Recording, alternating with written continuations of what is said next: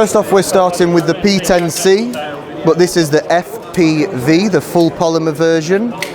This means we finally get our green gas magazines that everyone's been so excited and telling us that they want for their P10C. It is, as the name suggests, a polymer slide as opposed to the alloy on the gun that's out on the market at the moment.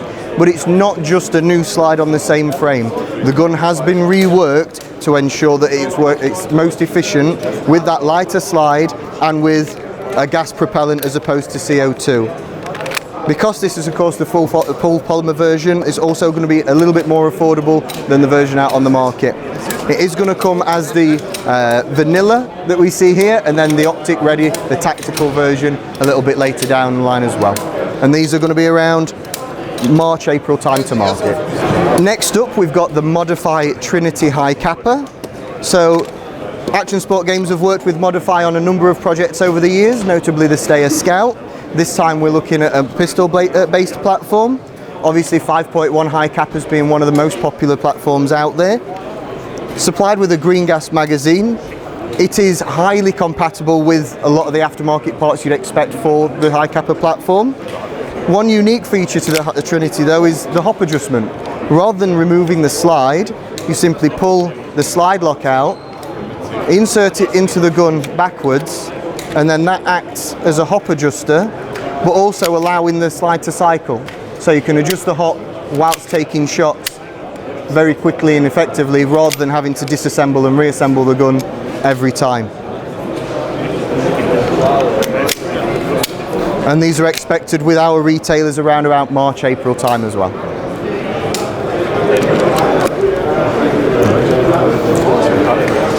Next, another CZ Shadow product. This is our TS2. So if you recall the Shadow 2 that we have and the Shadow 2 Orange as being one end and opposite end of the scale, the TS2 fits somewhere in the middle. It's a sporter style pistol designed for IPSC and target shooting, and features like the flared magwell for easy indexing of the magazine, the fixed outer barrel, the flat blade trigger, and the single action all accommodate that tactical sports style of shooting. These landed in our warehouse yesterday, if you're watching this on the weekend, and they're already headed out to retailers right now. For our AEG selection this year, there's a heavy focus on our Sportline product range. So we've got the Sportline Evo.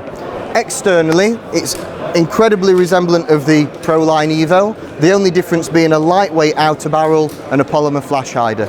The stock, receiver, grip and handguard are everything you'd expect from the Proline model.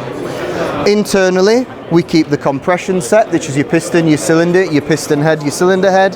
The spring, the gears and the gearbox casing are all from the Proline model. The only differences are the motor and the electronics. We do lose the 3-round burst function, but we've tried to make this as affordable for any airsoft player either getting into the hobby or that wants a backup to their Proline Evo or just something a bit different within their arsenal. These are available now. This is a Sportline value pack, so it does also come supplied with an 11.1 LiPo in the box. All you need to do is fill your magazine and you are ready to play. Continuing the theme of Sportline AEGs, we've got our FLCN or Falcon 556. This is an AR style platform.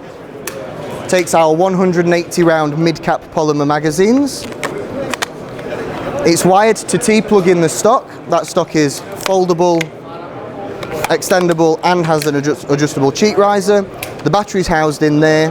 We've got a rubberized ergonomic pistol grip, ambidextrous fire controls on both sides of the gun,